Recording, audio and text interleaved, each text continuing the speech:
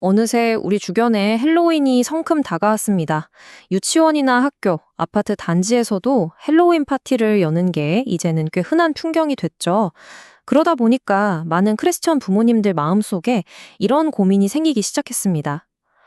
우리 아이 친구들은 다 하는데 이 축제에 보내도 괜찮을까? 오늘 이 이야기를 통해서 헬로윈을 어떻게 바라봐야 할지 그 실마리를 함께 찾아보겠습니다. 바로 이거죠. 지금 우리가 마주한 상황이 딱 이렇습니다. 아이들 눈에는 그저 신나게 분장하고 공짜 사탕을 받는 즐거운 날인데 많은 크리스천 부모님들 마음은 그저 편치만은 않습니다. 그 뒤에 숨겨진 이야기들을 알기 때문이죠. 아이들의 순수한 시선과 우리의 신앙적 고민, 바로 이 사이에서 오늘 이야기가 시작됩니다. 자, 그래서 오늘은 크게 네 가지를 짚어볼 거예요. 먼저 정말 이게 아이들을 위한 즐거운 날이기만 한 건지 살펴볼 거고요. 다음으로 헬로윈의 진짜 유래, 그 가면 뒤의 얼굴을 한번 들춰보겠습니다. 그리고 나서 이걸 기독교적인 관점으로 어떻게 봐야 할지, 마지막으로는 그럼 우리는 뭘 할 수 있을지, 지혜로운 대안까지 찾아보겠습니다. 정말 불과 몇 년 사이에 헬로윈은 우리나라 어린이집이랑 유치원에서 꼭 챙겨야 하는 연례 행사처럼 되어버렸어요. 친구들은 다 예쁜 옷, 멋진 옷 입고 오는데 우리 아이만 쏙 빼놓기도 그렇고. 부모님들 마음 정말 복잡하시죠.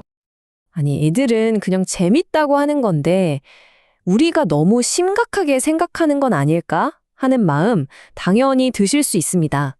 그래서 이 질문을 가지고 한번 헬로윈의 겉모습 넘어 그 속살을 제대로 들여다보려고 합니다. 자, 그럼 이제부터 헬로윈의 가면을 한꺼풀 벗겨보겠습니다. 우리가 아는 이 여러 가지 전통들 도대체 어디서 온 걸까요? 와, 이 흐름을 한번 보세요. 정말 흥미롭지 않나요? 그러니까 헬로윈의 시작은 고대 켈트족의 삼하인이라는 이교도 축제였던 거예요.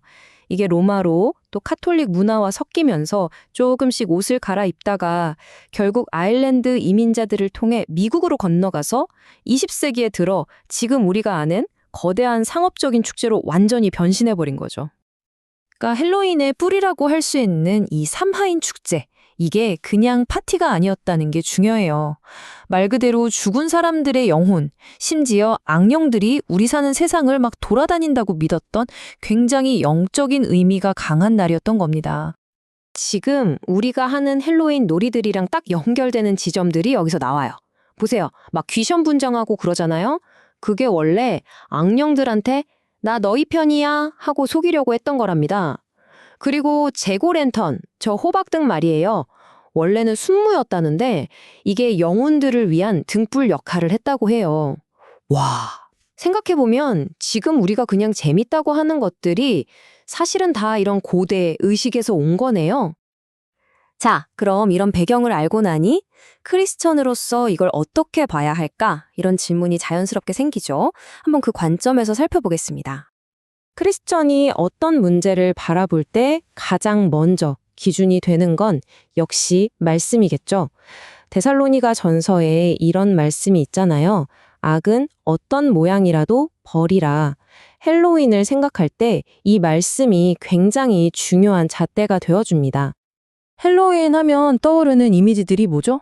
바로 이런 것들이에요. 죽음, 공포, 유령, 마법, 전부 어둠에 속한 것들이죠. 그런데 우리가 믿고 따르는 가치는 뭔가요? 생명, 평안, 빛이잖아요. 이 둘은 정말 물과 기름처럼 섞일 수가 없는 완전히 다른 방향을 보고 있는 겁니다. 그러니까 크리스천으로서 고민이 안 들 수가 없는 거죠. 근데 이게 단순히 신앙적인 문제만은 아니에요. 아이들 정신건강을 연구하는 전문가들도 걱정의 목소리를 내고 있거든요. 실제로 정신과 전문의이신 민성길 연세대 명예교수님 같은 분은 헬로윈이 아이들 정서에 상처를 줄 수 있다고 강하게 경고하기도 했습니다. 전문가들이 뭘 걱정하냐면요. 이런 무섭고 끔찍한 이미지들이 아이들한테는 그냥 재미로 끝나지 않고 악몽이나 불안감 같은 트라우마로 남을 수 있다는 거예요. 그리고 트릭 오어 트릿 있잖아요. 과자 안 주면 장난칠 거야. 이게 그냥 귀여운 협박 같지만 사실 그 속에는 내 요구를 들어주지 않으면 너에게 해를 끼칠 거야 라는 굉장히 폭력적인 논리가 숨어 있다는 거죠. 아이들이 이걸 재미로 배우게 되는 거 정말 괜찮을까요? 그리고 사실 이 모든 현상 뒤에는 어마어마한 돈이 움직이고 있습니다. 미국에서만 헬로윈 시장 규모가 얼마인지 아세요? 무려 90억 달러. 우리 돈으로 하면 12조 원이 넘어요. 와, 상상이 되시나요?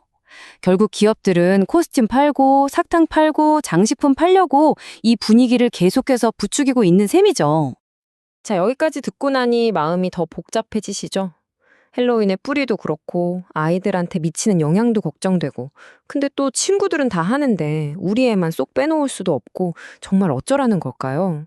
그럼 이제부터는 좀 더 현실적인 대안을 찾아보겠습니다. 포인트는 이거예요.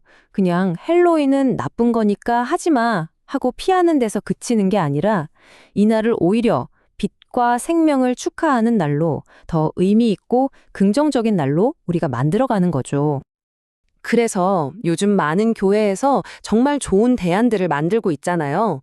할렐루야 나이트라던가 가을 축제 같은 것들이요. 무서운 귀신 분장 대신에 성경 인물이나 멋진 캐릭터로 변신하고 공포 체험 대신에 신나는 게임을 하는 거죠. 아이들은 안전한 환경에서 친구들이랑 실컷 놀면서 자연스럽게 기쁨과 감사를 배우게 되고요. 훨씬 좋지 않나요? 혹시 교회에서 이런 행사를 기획하고 계시다면 이 5가지를 꼭 기억해 주세요. 제일 중요한 건 역시 복음적인 주제를 확실히 하는 거고요. 아이들이 안전하게 그리고 재밌게 놀 수 있는 활동들을 준비하는 거예요. 맛있는 먹거리도 빠질 수 없겠죠. 그리고 교인들만의 축제가 아니라 누구든 환영하는 분위기를 만들어서 이웃들을 초대하면 이게 정말 좋은 전도의 기회가 될 수 있습니다. 꼭 교회가 아니더라도 괜찮아요. 가정에서도 충분히 의미 있는 시간을 만들 수 있습니다. 사실 10월 31일이 종교개혁 기념일이거든요. 이날의 의미를 아이들과 함께 나눠보는 것도 좋고요. 아니면 그냥 온 가족이 모여서 따뜻하고 좋은 영화 한 편 보거나 특별히 가족 예배를 드리는 거죠. 우리 가족만의 새로운 전통을 만드는 거예요. 한 자료에서는 이렇게까지 이야기합니다. 따라야 할 문화가 아니라 분별해야 할 악마의 속임수다. 속지 말아야 한다. 좀 강하게 들릴 수도 있지만 그만큼 우리가 이걸 그냥 재미있는 유행 정도로만 가볍게 넘길 게 아니라 그 본질을 제대로 보고 영적으로 분별해야 한다는 걸 강조하는 말이겠죠. 자, 이제 여러분께 질문을 던지면서 마무리하려고 합니다. 세상은 어둠을 즐기고 기념하라고 말하는데 여러분은 그리고 여러분의 가정과 교회는 어떻게 빛이 되시겠습니까? 세상 문화를 그냥 따라가는 게 아니라 오히려 그 속에서 빛을 비추는 새로운 문화를 만들어가는 저와 여러분이 되기를 소망합니다.